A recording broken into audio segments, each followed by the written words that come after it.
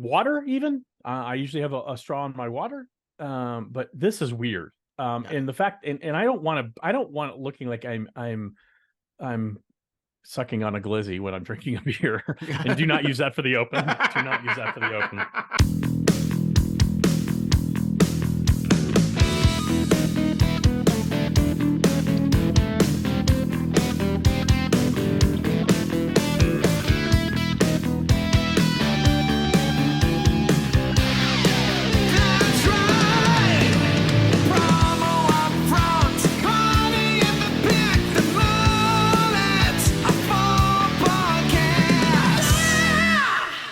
Good morning, Kirby.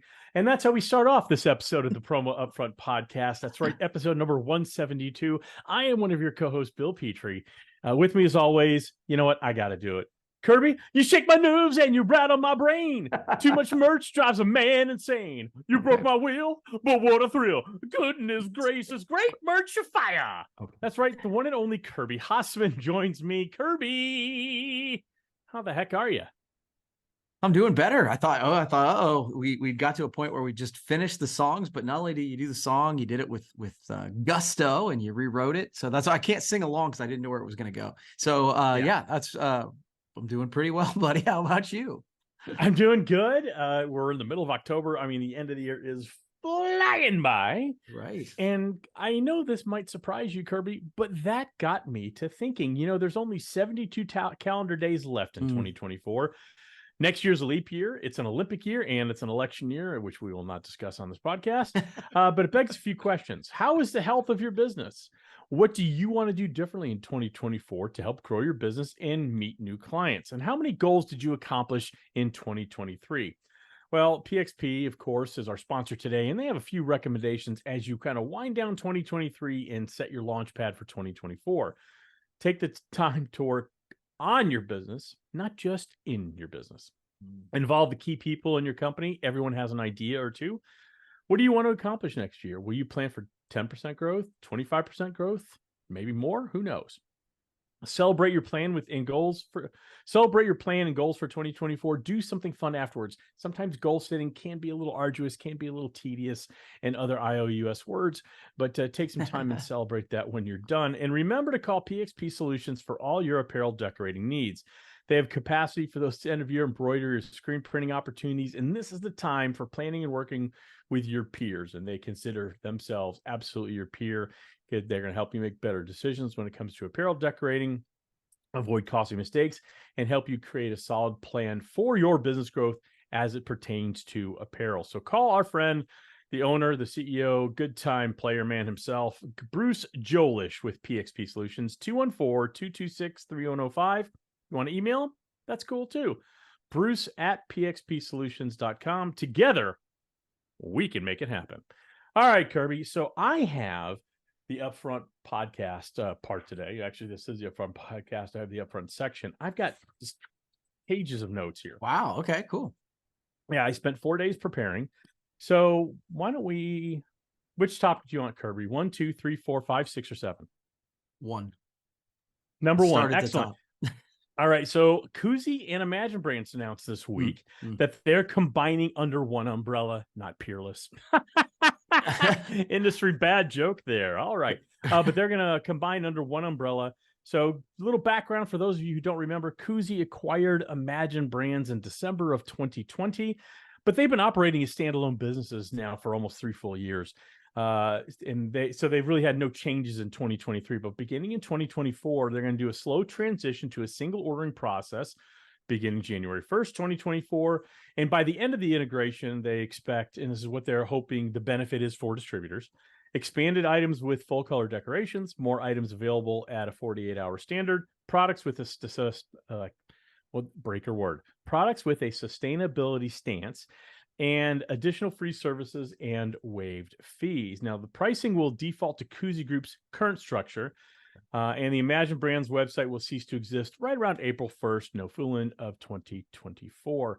So let me read this from the CEO. He said, after 3 years of working together, this seemed like the right time to align common and best practices from across our sites and functions to deliver impactful products and best-in-class service to our distributor partners. Now, I know what I read into a lot of this, but I'd love if you have some opinions, great. If not, I can roll. But having had, for those of you who don't know, I had a pretty big background before I got in the promotional products industry in my late 20s, doing acquisitions and integration. So I do have some thoughts on this, and actually something solid to stand on from an experience perspective.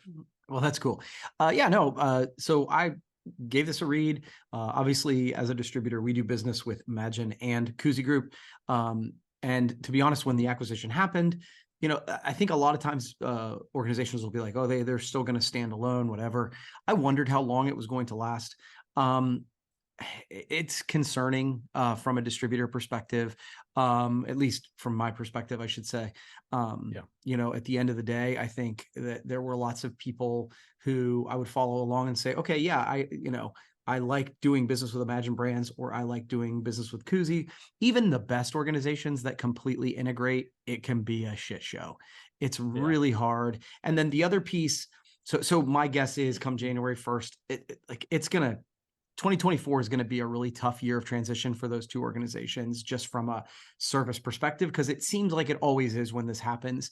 Obviously, I wish them the best, and I'm an optimistic guy, but Sure. reality just seems to be that.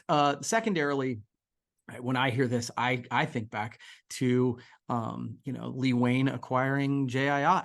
I know you lived through that, I lived through that, and what I hear is job loss. And so that's my concern, not only from the people who I know within the industry on the Imagen brand side, is there going to be duplicates, and then duplicates is a problem in things like that. And then, the people I don't know, the internal folks. And so those are and I feel bad because I'm sure there's a ton of efficiencies and there's a ton of positives, but when I hear this, my brain did not go to happy places. Yeah, and I only shared that background before I got in the promotional products industry, just because I do understand a lot about how this works. Not to brag about it, No, sure. I'm not like an expert. A lot of planning goes into these things, and the first thing people need to realize is that one company generally doesn't buy another to leave it alone. They want to create what they'll call operational efficiencies. They'll reduce redundancies, and sadly, that usually does mean jobs. So I don't want to take the human element, the people element out of it. It sounds like they've done a lot of planning. And here's what I have learned through probably the 4 or 5 acquisitions I've really lived through that I had a real deep hands in on.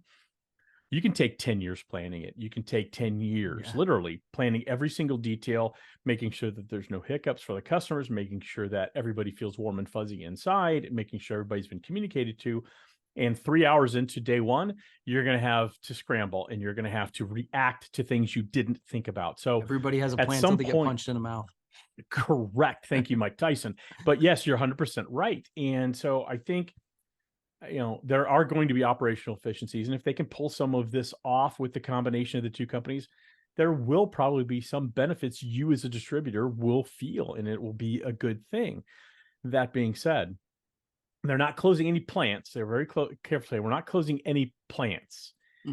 But that doesn't mean customer service centers. So I think you're going to see a fairly good sized job loss. And unfortunately, that kind of thing is predictable. It's one of those situations where it's like, oh, I'm surprised it lasted this long. Right. And it's one of those things. It's tough. We watched what happened when Snugs acquired Sweeta. Yeah. And that did not go according to plan from a distributor perspective. And Brandon McKay and from Benny's perspective, Brandon McKay and Brittany David, and they did a great job of communicating, hey, we screwed up, and how's we're going to fix it. I really just hate, like you, my mind goes to the people. We can talk about the operational efficiencies. We can talk about living under one brand, and, that might make it a little easier for some distributors, but I think you're going to see a lot of resumes floating around. And so my heart goes out to the people impacted by this. But again, it has been predictable. So if you were in one of those customer service seats, hopefully you've been kind of waiting for some, if you're on a redundant seat, it doesn't have to be customer service, by the way. Right. Yeah. If you're in a seat where there's somebody else doing your job, one of you is staying and one of you is leaving probably. And that's just a sad reality of it. And it's tough, very tough. Yeah. And again, I think both of us would say, wish each of the folks like that are in those situations the best. I think you and I have both worked with people to try and help in the past, help people make connections and that sort of thing. But then, hey, I'm wishing for the best. I hope it goes incredibly smoothly. I hope every negative thing I've said is wrong. Well, and what I agree, and we wish the best for everybody and the organizations, everybody. Yes. The one thing I'm sure people are saying, well, why are they doing this now? There's never a good time to do it.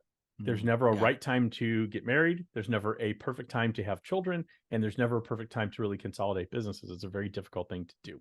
Yeah. So there's that. Kirby, do you mind if I let you and our listeners on a little secret? Oh, I love that. Oh, great. The softest, most sought after, and most luxurious blanket is available right now from our good pals at Kanata. That's right. The coastal throw that everyone has been waiting for is in stock and ready for the holidays. It's a luxurious blanket that looks and feels so indulgent, Kirby. It's such a great blanket. It's available in 3 colors, blue, ivory, and sage. I love that sage color. It's really cool. Nice. And pricing includes a laser patch for decoration. So head to kanatapromo.com to check it out. All right, Kirby, do you have a topic for us? Yeah, I try to make this fairly brief. So last week was our end user show, our customer appreciation show. And you also know we've been doing that show for many years. I actually need to go back and just find it out. But we were pretty early to the end user show. We kind of started as a customer appreciation show, and then it kind of evolved. And it went really well this year. We had a new venue that was incredibly well received. Event was good. Our suppliers were amazing. The merch was good. So it was really a good event. But something struck me that I thought would be valuable. We gave away a lot of merch. Obviously that's a part of what we do. That's the place where we invest, right? Like, and our suppliers help us invest in that. We don't charge for suppliers to attend. That's just our philosophy, because I'd rather them invest in merch that we can hand out. Sure. Okay. And there was, in walking around the show, because I'm kind of, trying to greet all of them, I got to see a lot of the suppliers in action, and we have some great ones. But something stuck out to me that I thought was interesting, and it might be a lesson, and I just want to share it. So because we have a lot of cool merch, I got to experience the way we do it is the stuff that they absolutely need. Like, I give them at the front desk. The other things I like to have them go to the supplier to get, so that they can be the person that hands it to them. And I'm fascinated by the different levels of enthusiasm when that merch is handed out. Now, I do want to say that suppliers, man, I was talking to one of them, like Kyle McGovern is someone know. He's saying it was like 50 or 51 shows he'd done since the summer. Like, that is a lot. That's a lot of travel. That's a lot of shows. Yeah, the supplier workload is ridiculous this time of year. It really is. Yeah. And so part of this, I want to give a caveat that I understand. But there was a difference in enthusiasm in the way that those gifts, that merch was handed out. And it's funny to me to watch it, because of course those suppliers are tired of handing out the same shit. They're tired of schlepping the same merch. But for those end users, it's the first time they've ever seen it, or at least absolutely. And it occurs to me that one of the things I said was, we become jaded, but the way we show the product still matters. And I think that there's something to romanticizing it when we hand it out, when we show it. And I think that's something we all need to be reminded of, including me, because it was like, oh man, you could see the difference in the way, like, again, it's probably the same water bottle or the same tumbler or whatever it is. But when the supplier seemed enthusiastic about it, all of a sudden the end user seemed excited about it. And it's really easy to lose sight of that, I think. And I think this is a good time of year to be reminded that we need to romanticize what we do. So I wanted to share that and sort of get your thoughts about it. Yeah, I couldn't agree more. I mean, I often wish, when I do work with some people who are new to the industry and things like that, and sometimes I wish I could go to a trade show with their eyes, right? I remember the first time I walked into a trade show, I was like, okay, wow, it's overwhelming and it's exciting. a lot of noises, a lot of blinking lights and all that. And we do get jaded because Yeah. it's the same theory of the person who's a waiter in the best steakhouse in town. They have that dinner every night and it's fine. It's good. Yeah, steak was good. But then someone comes and has experiences. Wow, it's the best steak I've ever had. It's the Right. same thing. Whatever we have, we get tired of, right? Yeah. And so I love your lesson. I actually had this on my list to talk about. So we're gonna Okay. do an ultra smooth transition Okay. and do a couple questions I actually had about your end user Okay, show great. because I do know it was last week. Why do you keep doing it? What is, is as succinctly as possible? Why do you keep doing it? What's the core reason? Because it's a lot of work putting this on. It's Let's make no bones about it. It's an yeah. exhausting lead up. Yeah, it's really tiring and it does cost money. So I think number one, and by the way, it's a question that I was asking my team after the show. So literally the next day, Yeah. I'm like, do we do it next year? Number Right. one, I think the answer to your question is historically it has meant business. We we have already received orders from the show. And so if that continues, then great. Like if it pays for Yeah. itself. And then number two, we really do focus on it being an appreciation event. Is we really do try to show this is an opportunity to show Yeah. people that we really do appreciate their business. And so we do all this stuff. And then I guess finally, the third reason is that I want to show our customers, prospects, how to do an event like this right. Like we Cool. invest in certain things because we want to show Right. them how to do it. And as you would say, in interest of transparency, I saw Josh Robbins in Cleveland over the weekend. We don't see each other when we live 20 minutes apart, but we see each other in Cleveland. Yeah. Randomly, by the way, I literally randomly ran into Josh, but that's beside the point. And he couldn't talk highly enough about the work that you and your team had put in to make it an experience. So obviously Appreciate kudos to you there. Second question out of, I think there's 47 here. We might trim it down to 3. Second question, what do you think the value is to your end user clients? And you may have already answered that. That kind of wow and aha, I have all this available to me. Maybe that's it, but I don't want to put words in your mouth. Yeah, no, I actually think what it is that they get to see and touch and feel things that there's, I tell them all the time, there's no way I can fit this all in my truck or in my vehicle. They get to see and touch and feel. And so many times I think they see things and go, oh, that's for that thing we're going to do in April. Like like, and the thing that I don't even know that they're doing yet. And so for them, like the ones who get the most of it come sort of with a shopping list, but also just with an open mind. And so I think that's one of the big values they get. Excellent. And last question out of the 47. Do suppliers get a discount at your massive Airbnb situation or at your hotel? Yeah, actually, I think that Okay, they actually have both. So I like it. Josh stayed at one of the facilities, and Yep. Kyle McGovern actually stayed at the new one that we just bought because it's pet friendly. So him and his fiance wife brought dogs, and so they stayed at the Roscoe. So yeah, it's cool. And very cool that you just shared that Kyle McGovern has a fiance and a wife. So that's kind of nice. All right. So joking, of course. All right, Kirby, do you have a quick topic before we go into my final topic? Or do you want me just to go into my final topic? No, okay, no, go ahead. well, this one can be quick just because I wanted to run this by you. So United Airlines, because again, traveling and all that stuff is will now give window seat passengers more time to load. So they're going to start boarding economy class window seaters before middle and aisle seat travelers to speed up the boarding process, according to an internal memo. They won't be able to cut the line completely, but because active duty stuff like that will still go. But they're going to get window seats on first to try and speed up the boarding. They are saying it's going to save 2 minutes per flight, which doesn't sound like a lot, but when it adds up. Yeah, when you're talking about over there. So good idea, bad idea, thoughts? I think every possible way to board a plane has been studied, restudied, overstudied, understudied, side studied. I think it's all about the same. I mean, that always made mental sense to me, but then you're creating other problems. I mean, the real problem with the way we board planes is there's not enough overhead space. There's not enough space for overhead luggage. That's the bottom line. At United and a full service carrier like American or Delta, you have a seat assignment. So there's no mystery there. It's not like Southwest where it's like, man, I got to be first or I got to be early because I want this type of seat. You should have your seat assignment well in advance. I mean, if it helps them be more efficient, sure, great. I just, the problem is I don't know how you check that. I used to be an American Airlines guy and they group by group numbers.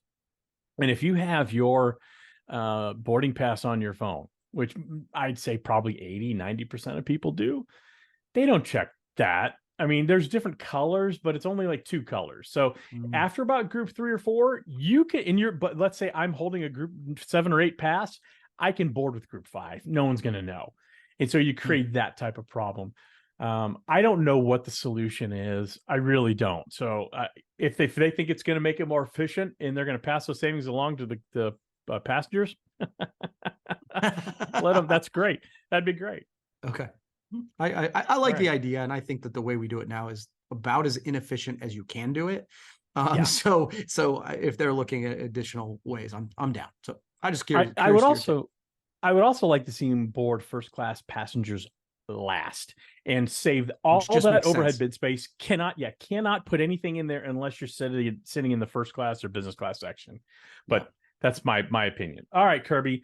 We did talk about earlier 2024 and Bruce Jolish and PXP. They're wanting to help you plan for 2024. I think it's finally time we get to the business trends predictions that we've been teasing a lot. And so the first one is absolutely, I'm not going to talk about this.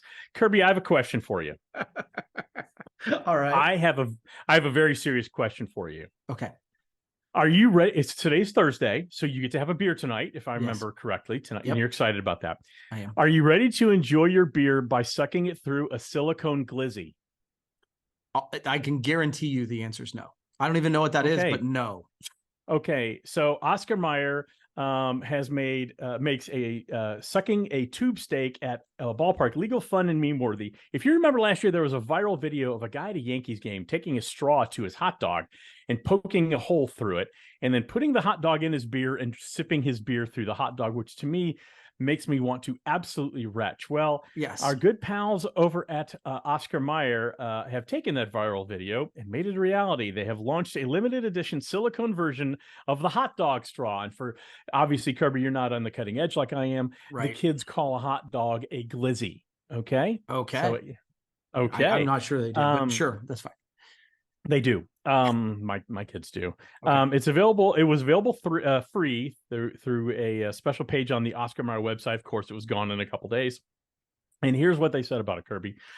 They're taking inspiration from a classic Oscar Mayer dog. The silicone hot dog straw is designed for optimal sipping, and we hope it brings a friendly reminder that we don't need to take enjoying a delicious hot dog seriously. Now, I have 2 questions for you. Number one, are you going to go on eBay and find the hot dog straw? Number one. So I love Oscar Mayer as a company. No, I will not be doing that. I don't. It's important to note I don't drink anything through a straw. So I was going to answer no. Right. And I know you're very, very in really a ridiculous stance, but you're very anti-straw. That's fine. Not a straw. Who drinks beer through a straw, though? That's the weird thing. Like, I understand having your local soda pop through a straw. That makes some sense to me. Perhaps some chocolate milk. Water, even. I usually have a straw in my water. But this is weird. And the fact, and I don't want it looking like I'm sucking on a glizzy when I'm drinking a beer. And do not use that for the open. Do not use that for the open. I'm so used to that for the open. Okay. Yeah. So honestly, I mean, yeah. You know what? Let's just move on. Let's admit it. All right, so let's move on. And I don't like glizzy straws. Let's move on to picks for PPEF. Last week, Kirby, you and I took it on the chin. You were 2-4. I was an even 3-3. Yep. That moves us almost even. You have 21 wins for the season. I have 20. We have some really good games this weekend. And so we're going to pick 3 pro, 3 college, straight up wins, no line, anything like that. The first game we have, we'll go to college first. The Penn State Nittany Lions are traveling to Columbus, Ohio to take on the Buckeye of Ohio State. They're ranked number 3. Penn State's ranked number 7. Kirby, I don't even need to ask. Who do you got? Yeah, it's going to be a really good game. Big Ten strong this year. Of course, I'm going to say Ohio State. That's not only who I am going to be rooting for, but I'm concerned. Penn State looks pretty good too. So I'm going Ohio State. So this is hard for me. These are 2 teams I really don't care for at all. I don't like either team, but I will have to go with the Nittany Lions on this one in an upset because I actually had to sit through the Ohio State Purdue game last week. I'm sorry, but Big Ten football's the worst. So we'll go with Penn State on that one. Let's travel down south, Kirby. The Alabama Crimson Tide, ranked number 11th, are hosting the 17th ranked Tennessee Volunteers in Tuscaloosa. Who do you got? Apparently you haven't watched a lot of SEC football this year. So I'll go with Alabama on this. You're going to find me going. I don't have the cute, catchy catchphrases that you always have every week, but I'm going to go with at home for the most part here. So Alabama, okay. Crimson Tide. Okay. Looking at this game again, these are two teams I don't care for very much. I don't really love the Alabama Crimson Tide. And after the Aggies had every opportunity to beat the Tennessee Volunteers last week and chose not to, I don't like them much either. I am going to go, though, with Alabama. I think both teams, SEC is down this year, to your point you made a second ago. It's not great football this year, except if you're Georgia, you steamroll people. All right, Kirby. The 4th ranked Florida State Seminoles are hosting the 16th ranked Duke Blue Devils. Who do you got? Going home team again. I think Florida State. This one, it was the easiest of the games for me to pick. I think Florida State's going to win this one. Of course, I was 2-4 last week. So what do I know? Yeah, you were. So your record speaks for itself. As looking at this game, boy, these are two teams I cannot stand. I got to be honest with you. I do not like either one. For a variety of reasons, I choose not to get into on this podcast because it's a fake bit to begin with. Yeah. But I'm going to go ahead and take the Duke Blue Devils in an upset in Florida. All right, Kirby, let's move to the pros, shall we? Yep. Let's go. Your Cleveland Browns, big upset last week of the San Francisco 49ers. They're going to travel to Indianapolis to play the Colts. Who do you got? I think that the Colts look like they're a bit they've got some bad luck going this year. Both teams are not amazing, but I think if we got quarterback play that was even a little bit respectable, the defense is ridiculous. So I'm going Browns on this one. Yeah, these are the two most boring teams in football, so I really don't care for them. But I do think Cleveland's going to have a little bit of a letdown after that surprise win. They played very well. They should have lost that game, but they didn't. They found a way to win, and I love that. I think generally the next week you're going to have a real emotional drop-off, even though the Colts don't have their starting quarterback gone for the year. I think Gardner Minshew is the backup there, if memory serves. So I'm going to go Colts on that one, Kirby. All right. I think this might be the game of the weekend. The Miami Dolphins visiting the Philadelphia non-Phillies. Who do you got? Yeah, both teams have looked good in spots, but I think the Dolphins have looked much better consistently. The Eagles might bounce back because they looked bad last week, to be honest with you. So I'm going to go Dolphins on this one.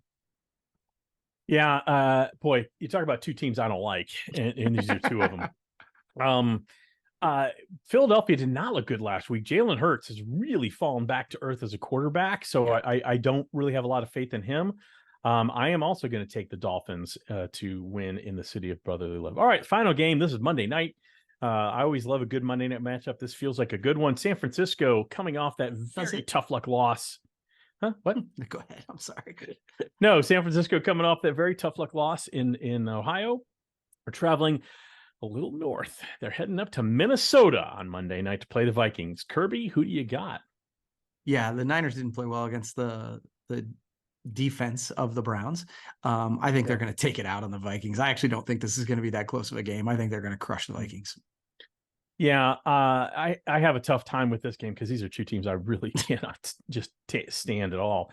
Here's the thing. A lot of injuries on the 49ers, and I think that's going to make Brock Purdy fall back to earth. Again, he wasn't great Sunday when Deebo Samuel got injured, an offensive line got injured. I don't, again, he's a very good quarterback and he's certainly proven that. So I'm not saying he's a bad quarterback, but now we get to see what he's really made of when he doesn't have his full complement of players and Christian McCaffrey and Deebo Samuel. That being said, I find Kirk Cousins to be the most bland, vanilla human ever to play the quarterback position. And I kind of like that steady Eddie approach. I'm going to take the Vikings this week. You like that? All right, Kirby. I do like that. All right, Kirby. Hey, only 72 days left in the year. Can you believe it? It's crazy. Well, our good pals over at PXP Solutions, Bruce Jolish and crew, ready to help you out.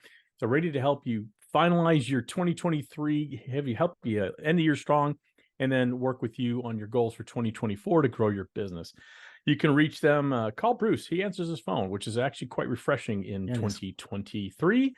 You can call him directly at 214-226-3105, or you can go old school and email him at bruce@pxpsolutions.com. Heck, the company PXP stands for Pony Express. You could even send him a Pony Express. It'll get to him and he'll handle it. He'll handle it.